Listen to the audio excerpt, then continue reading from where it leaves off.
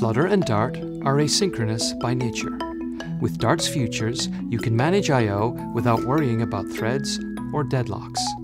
But how do you build widgets when a future's involved? Enter FutureBuilder, the future of handling, well, futures. FutureBuilder lets you easily determine the current state of a future and choose what to show while the data's loading and when it's available. Start by giving FutureBuilder a future and then a builder.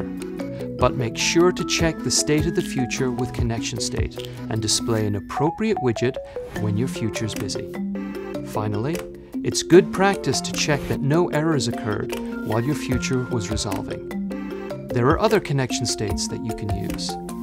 For more info on FutureBuilder and all the other Flutter widgets, head on over to flutter.io.